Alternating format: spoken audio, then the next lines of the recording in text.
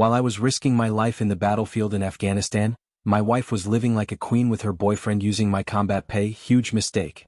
Welcome to Revenge Galore. If you love real-gripping stories, where justice hits hard and betrayal never goes unpunished, this channel is your new favorite place. Please subscribe. My name is Frank Wilson, and at 38 years old I thought I understood what loyalty meant. 12 months into my deployment with special operations in Afghanistan, leading reconnaissance missions through Taliban-controlled territory, I believed my wife Vera was supporting our future back home in Colorado Springs. What I discovered through a single careless Instagram story was that while I was coordinating airstrikes against enemy positions, she was coordinating spa weekends with her yoga instructor using my hazard pay. The irony is flawless. She thought being married to a special forces operator made her untouchable. She had no idea that betraying military families triggers investigations that make CIA operations look gentle. I met Vera Castellano 4 years ago at a charity event near Fort Carson, where she was volunteering for what she called military awareness, but was really an excuse to meet soldiers with steady incomes. She had the kind of natural beauty that photographed well and the calculated charm that successful predators perfect over time. Vera came from a family of real estate agents in Denver who viewed military service as something blue-collar people did when they couldn't get real jobs. Her father flipped houses, her mother ran a boutique marketing firm, and her sister worked in pharmaceutical sales. They were financially comfortable people who measured success in luxury cars and vacation homes. Vera herself had never held a job for more than 18 months. Event coordinator, social media manager, lifestyle blogger, always moving on when actual work was expected. When we married 3 years ago, she was between projects again, which she described as building her personal brand. What she built instead was a systematic plan to drain my military accounts. The deployment to Afghanistan began in March 2024, part of Operation Freedom's Sentinel conducting counterterrorism operations against Taliban and ISIS targets. As a master sergeant with 18 years of experience, I led a 12-man reconnaissance team responsible for gathering intelligence in hostile territory where one mistake meant everyone dies. It was the kind of dangerous assignment that paid substantial hazard pay, an extra $450 per month that represents genuine life-threatening risk every single day. Combined with my base salary, special operations pay, and deployment allowances, I was sending home nearly $5,200 monthly to our joint account, money we'd agreed would eliminate our debt and fund the house down payment we'd planned for my return. For the first few months, everything appeared normal. Vera's messages were supportive, our satellite phone calls were regular, and she sent photos of our townhouse that looked properly maintained. She talked about missing me, about planning our reunion, about the investment properties we'd buy when I retired from the military. The first warning came in June, when I accessed our bank account through secure military internet and found the balance was $8,000 lower than expected. When I questioned Vera about it during our weekly call, she explained that she'd invested in a business opportunity. "Frank, you have to trust me on this," she'd said, her voice carrying that tone of wounded innocence she'd perfected. "It's a wellness consulting business that's going to make us serious money. Military families need to think beyond just government paychecks." I accepted the explanation because I was focused on keeping my team alive during increasingly complex operations against adaptive enemy forces. Personal finances seemed secondary compared to coordinating close air support and avoiding improvised explosive devices. But the account hemorrhaging continued. By July, what should have been $28,000 in accumulated savings had dropped to $11,000. Vera's explanations became more elaborate. Business expansion costs, emergency medical bills for her grandmother, unexpected tax obligations from her investments. "Honey, you're being paranoid," she'd said when I pressed for details. "I'm building our future while you're playing soldier. Someone has to think about life after the military." The comments stung, but I was preparing for a high-risk operation and couldn't afford emotional distractions.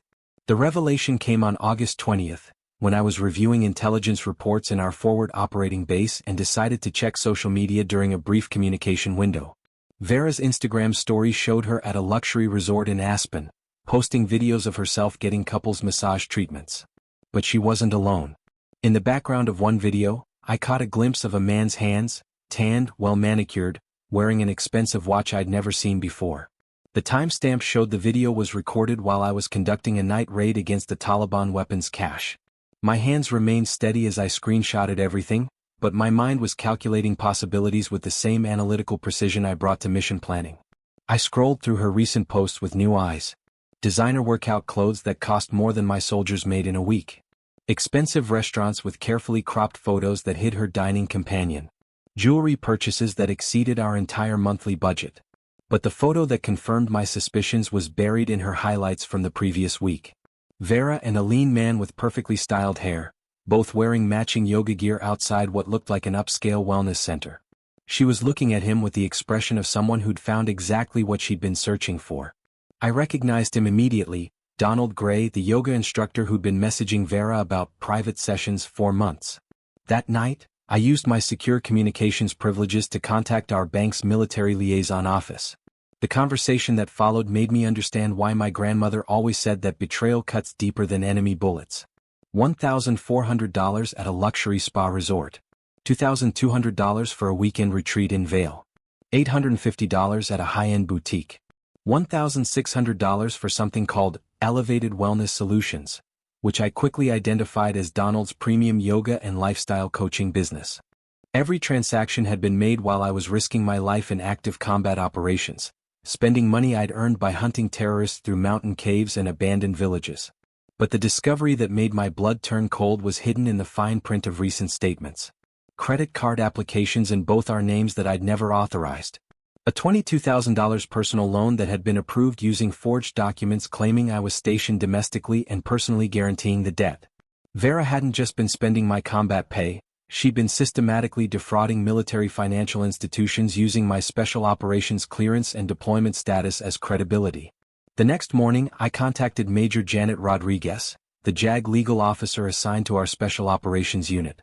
Janet was a former federal prosecutor who joined the military specifically to handle high-security legal issues, and she'd prosecuted enough military spouse fraud cases to understand the implications immediately. Master Sergeant Wilson, she said as I handed her my encrypted tablet loaded with evidence, walk me through everything you've discovered. I spent 3 hours in her secure office, detailing Vera's spending patterns, the forged loan documents, and the evidence of her systematic deception. Janet listened with the expression of someone who'd seen similar betrayals destroy military families and operational security. When did you last authorize any financial transactions involving these amounts? She asked. Never. We agreed the deployment money was for debt elimination and home purchase preparation. She was supposed to be managing our basic expenses and building our future. Janet pulled out a classified legal manual. Frank, what you're describing constitutes multiple federal crimes with enhanced penalties due to your special operations status.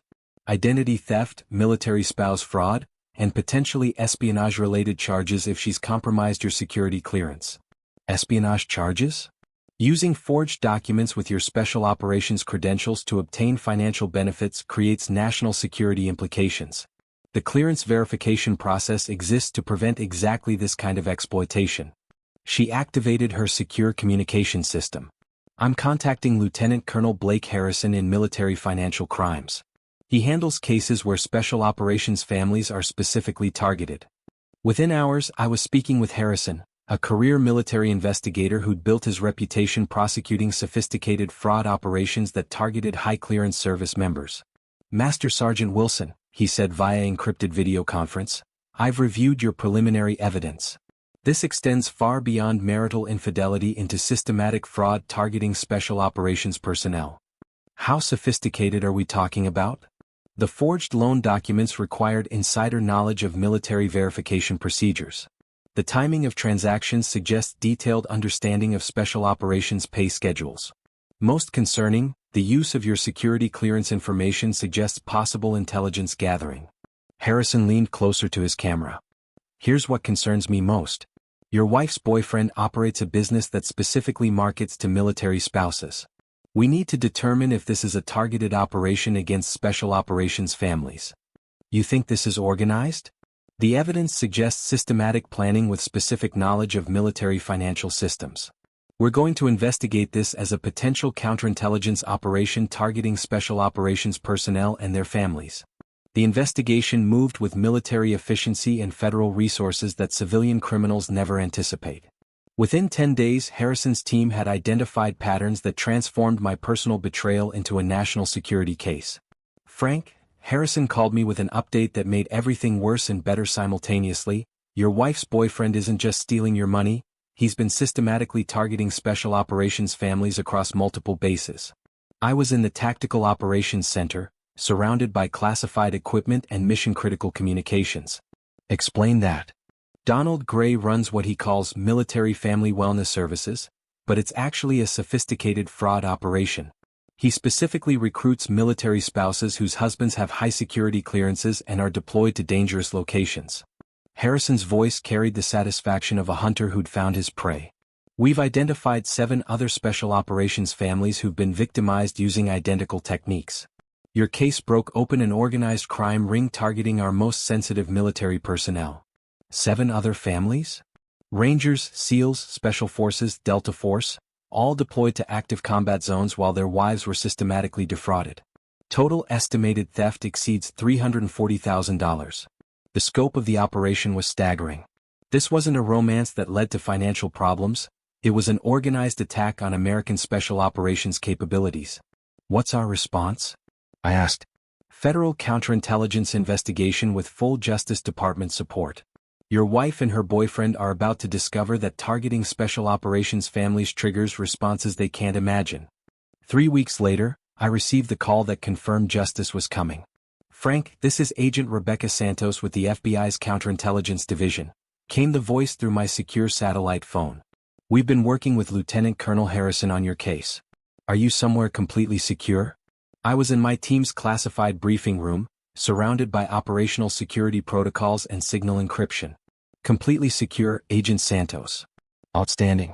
I wanted to update you before we execute coordinated arrests tomorrow morning at 0600 hours. My heart rate increased with anticipation. Coordinated arrests? Your wife and Donald Gray are being charged with conspiracy to commit wire fraud, identity theft, military spouse fraud, and violations of the Espionage Act related to unauthorized use of classified personnel information.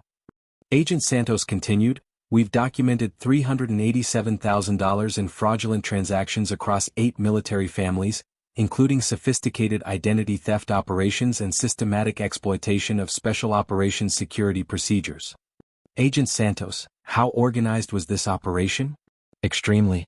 Donald Gray has been running this fraud network for 4 years, specifically targeting wives of deployed special operations personnel. Your wife was recruited 18 months ago and quickly became his primary coordinator for Colorado-based operations. She paused. Frank, your wife wasn't just a victim who fell into an affair. She was actively recruiting other special operations spouses and teaching them financial fraud techniques.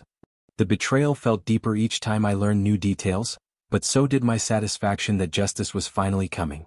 What happens during the arrests?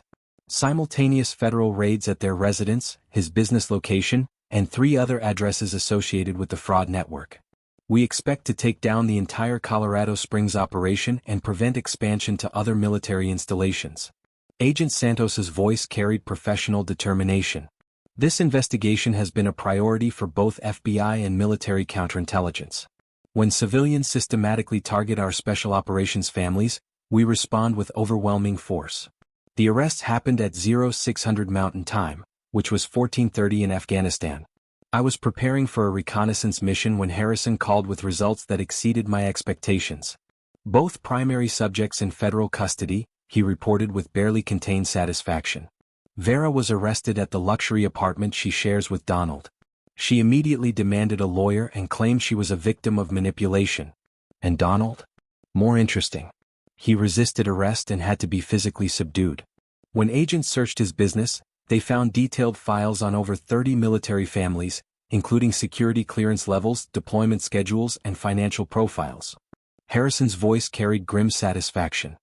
He also had business cards advertising Special Operations Family Support and Deployment Resilience Coaching. This was a sophisticated intelligence gathering operation disguised as wellness services. I felt vindication mixing with professional anger. What evidence did you find? Financial records showing systematic planning across multiple years. Forged military documents with classified information. Most damning, a database of special operations personnel with their wives' psychological profiles and financial vulnerabilities. The scope of the intelligence gathering was staggering. They'd been treating special operations families like targets for systematic exploitation, gathering information that could compromise national security. Lieutenant Colonel, what are the federal charges? Wire fraud, identity theft, conspiracy, military spouse fraud, and violations of the Espionage Act. Enhanced penalties apply because they targeted special operations personnel in active combat zones. They're looking at 15 to 25 years each in federal prison. 4 days later, I received a call that made everything even more satisfying. "Frank, this is Agent Santos again," came the familiar voice. "I have updates that demonstrate the full scope of what we've uncovered." I was in our team's secure communication facility, finally able to process the magnitude of what had been happening while I fought terrorists. The investigation has expanded into a joint FBI military intelligence operation. We've identified a network of 17 individuals across 6 states who were systematically targeting special operations families. The revelation was overwhelming. A network. Donald Gray was running regional operations in Colorado, but he was part of a larger organization that specifically targeted military families with high-security clearances. Your wife was being groomed to expand operations to other military installations. Agent Santos continued, "We found recruitment materials where they evaluated special operations spouses based on their husband's clearance levels, deployment frequency, and family financial status." They were targeting us specifically because of our clearances? Exactly. Special operations personnel have access to sensitive information and typically earn higher pay during deployments. The fraud network saw your families as premium targets for both financial theft and potential intelligence gathering. She paused. "Frank, your quick detection and the military's rapid response probably prevented a significant intelligence compromise affecting multiple special operations units." The trial began 8 months later, after I'd returned from deployment to testify in what had become a landmark national security case. Vera and Donald were charged in federal court alongside 15 co-conspirators with conspiracy to commit wire fraud, identity theft, military spouse fraud, and violations of the Espionage Act affecting multiple special operations families. I testified in a secure courtroom, describing how I discovered the fraud while deployed in active combat operations. The prosecutor walked me through each forged document, each unauthorized transaction, each lie Vera had told about supporting military families. "Master Sergeant Wilson," the prosecutor asked, "when you were earning combat pay in Afghanistan, what did you believe your wife was doing with that money?" "I believed she was eliminating our debt and building our financial foundation, preparing for our future when I completed my military service." "And what was she actually doing?" "Living in a luxury apartment with a man who was systematically targeting special operations families for financial fraud and intelligence gathering, using my combat pay to fund their operation while representing themselves as military family advocates." The most devastating evidence came from their own planning documents and recorded conversations. They documented their entire operation, treating it like a business plan where they analyzed special operations personnel like investment opportunities. Donald's defense attorney tried to argue that he was providing legitimate wellness services to military families, but the evidence contradicted every aspect of that claim. They had detailed psychological profiles of special operations wives, financial vulnerability assessments, and even security clearance verification procedures. Vera's attorney attempted to portray her as a manipulated military spouse who'd been deceived by Donald, but the prosecution presented evidence showing she'd been actively recruiting other special operations wives and teaching them identity theft techniques. The jury deliberated for less than 8 hours before returning guilty verdicts on all charges. Vera received 12 years in federal prison for conspiracy, identity theft, military spouse fraud, and espionage-related charges. Donald received 18 years due to his leadership role and the multiple families victimized. Both were ordered to pay full restitution plus penalties, nearly $420,000 each. But the legal justice was just the beginning of their systematic destruction. Within weeks of their conviction, I received calls from the other special operations families they'd targeted. 8 couples whose husbands had been deployed to Afghanistan, Iraq, Syria, and Somalia while Donald and Vera systematically drained their accounts and gathered intelligence. "Frank," said Sergeant Major David Torres, whose wife had been recruited by Vera, "thank you for fighting back when you could have just accepted the loss. If you hadn't exposed this operation, they would have destroyed dozens of military families." The special operations community response exceeded anything I'd experienced in 18 years of military service.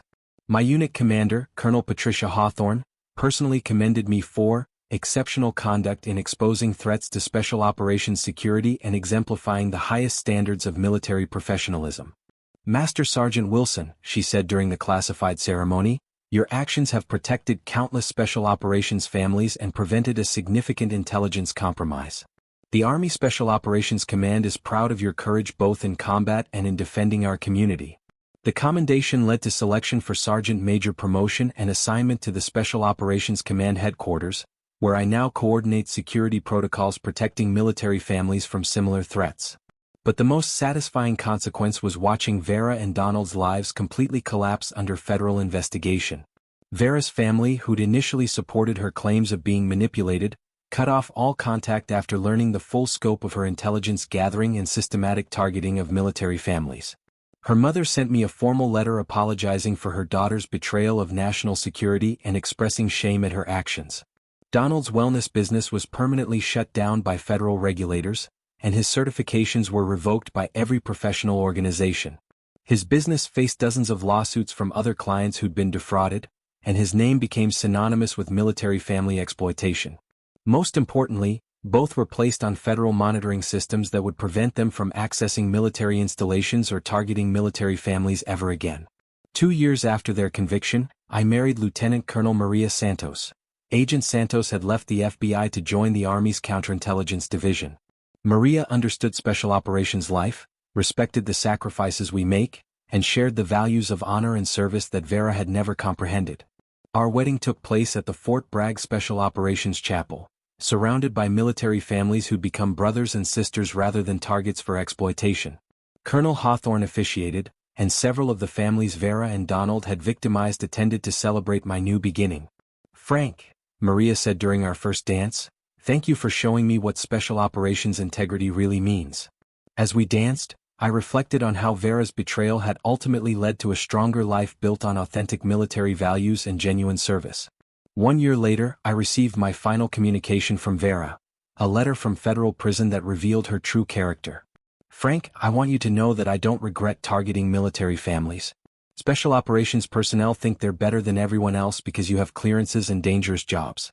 Donald and I were just proving that your security is meaningless against people who understand how to exploit military wives. You destroying our operation proves how paranoid and controlling military people really are." I forwarded the letter to Agent Santos, who added it to Vera's file as evidence of continued security threats and lack of rehabilitation. "Some people never change," Agent Santos told me. "Your ex-wife is exactly the same person who targeted special operations families 3 years ago. She just has fewer opportunities to threaten national security." I kept the letter as a reminder of why maintaining operational security and protecting military families was so critical. Vera's hatred of military service was pure and unwavering, untempered by patriotism or conscience. 3 years after their conviction, I was promoted to Sergeant Major and selected for assignment to the Pentagon, where I now coordinate counterintelligence protocols protecting special operations families from systematic targeting. Maria and I had built a strong marriage based on military values and shared service. We owned a house near Fort Bragg, had healthy finances built through legitimate military benefits, and were raising 2 children who understood the honor of military service. Most importantly, I'd become an advocate for special operations family security, working with FBI counterintelligence and military investigators to identify and prevent threats targeting our most sensitive personnel. The experience taught me that special operations families face unique vulnerabilities because of our classified work and high-risk deployments, but we also have unique protections when those vulnerabilities are exploited. When civilians target special operations families for fraud or intelligence gathering, they trigger federal investigations with unlimited resources and enhanced penalties that civilian criminals never anticipate. Vera had thought marrying a special operations soldier gave her access to classified information and financial benefits without the commitment and sacrifice military life requires. She'd learned the hard way that targeting special operations families brings the full weight of federal law enforcement, military counterintelligence, and enhanced national security protections. Looking back on that August afternoon when I first discovered her betrayal through social media posts, I'm amazed at how operational security training and attention to detail changed everything. If I'd ignored the warning signs and continued trusting blindly, Vera and Donald would have compromised multiple special operations units and destroyed dozens of military families. Instead, their own greed and anti-military prejudice became the evidence that convicted them and exposed their entire network. The best revenge, I learned, wasn't personal retaliation.